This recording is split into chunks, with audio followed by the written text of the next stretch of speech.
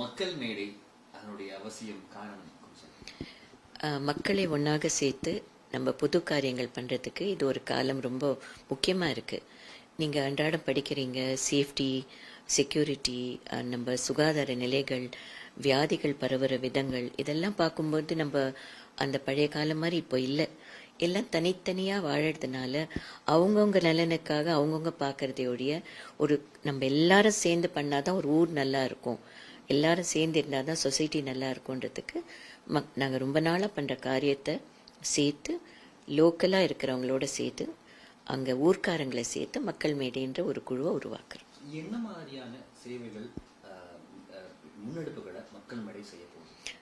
எதெல்லாம் ஜனங்களுக்கு உபயோகமாக இருக்க போகிறதோ, அந்த லொக்காலிட்டிக்கு உபயோகமாக இருக்க போகிறதோ, சுகாதாரத்துக்கும் பாதுகாப்புக்கும் சரியாக இருக்க போகிறதோ அப்படிப்பட்ட காரியங்கள். ப்ரிவென்ஷன் ஆஃப் சூசைட்ஸ் எப்படி பண்ண போகிறோம், சில்ட்ரனுக்கு கவுன்சிலிங். சில்ட்ரன் எல்லாம் சூசைட் மார்க்ஸ் பார்த்து சூசைட் கமிட் பண்ணிக்கிறாங்க. நம்ம படிக்க வைக்கிறது அவங்கள சாக வைக்கிறதுக்கு இல்லை, அவங்க படிப்பை பார்த்து பயப்படவும் கூடாது, அதுதான் கடைசின்னு நினைக்கவும் கூடாது. வழிகள் எவ்வளவோ இருக்குது வாழ்க்கையில், அந்த பாதைகளை அவங்களுக்கு கொடுக்கறதுக்கும் அவங்க போய் பேசுறதுக்கு ஒரு இடமே இல்லை. எங்கேயோ ஒரு இடத்துல தனித்தனியாக எல்லாம் போயிடுறாங்க. இப்போ ஒரு மொபைல் வச்சுட்டு தனியாக தனக்குள்ளே பேசிக்கிறாங்களே ஒழிய வெளியில் வரணும் அப்படின்ற எண்ணம் முதல்ல எல்லாருக்கும் வரணும். நம்மளும் ஒருத்தருக்கு கை கொடுக்கணும் அப்படின்ற எண்ணம் வரணும். எல்லாம் சேர்ந்து செய்யும்போது பல காரியங்களை நம்ம செய்யவும் முடியும், தவிர்க்கவும் முடியும்ன்றது தெரியணும். அதுக்காக மக்கள் மேடைன்றது ஒரு கம்மிங் டுகெதர், எல்லாரும் ஒன்னா கூடி ஒரு ஊருக்கு வேலை செய்து ஒரு சமுதாயத்துக்கு வேலை செய்யற ஒரு இடமாக இருக்கும்.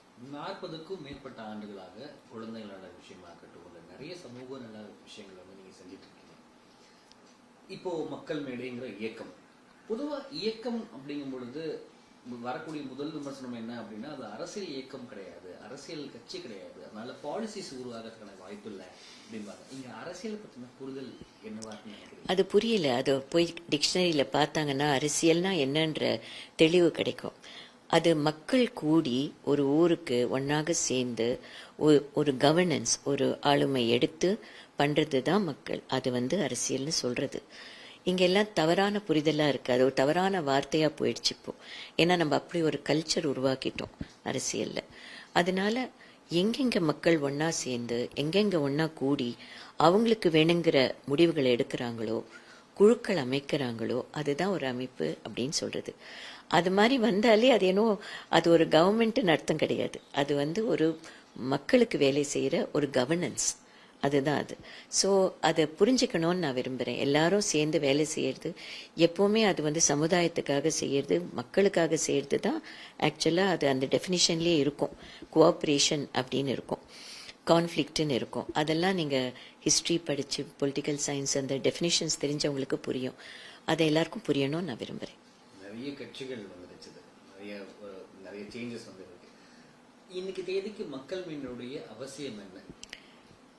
அப்போ 50 ஆண்டுகள் நீங்கள் என்னென்ன குறைகள் இருக்குன்னு முதல்ல பார்க்கணும்.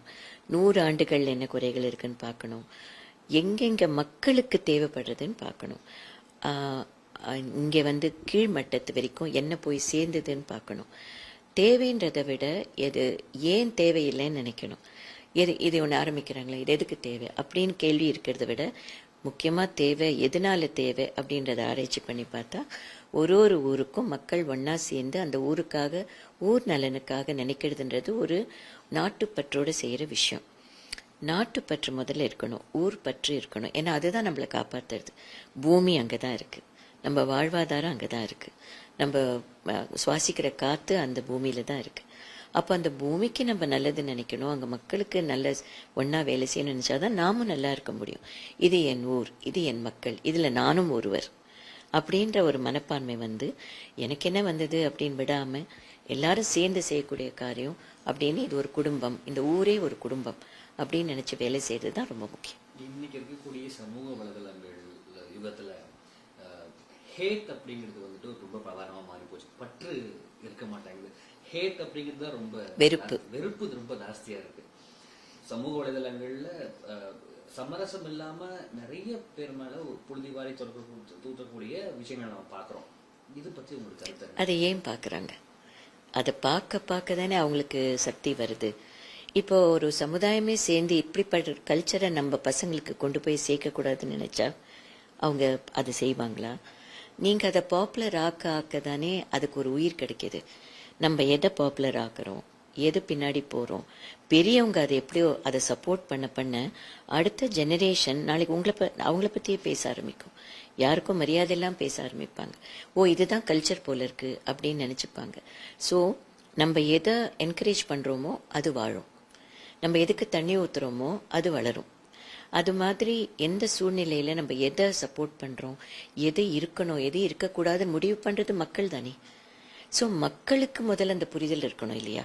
நம்ம அதை தப்பு, ஹேட் இருக்குன்னு தெரியுது, அப்போ ஏன் அதை வளர்க்குறீங்க?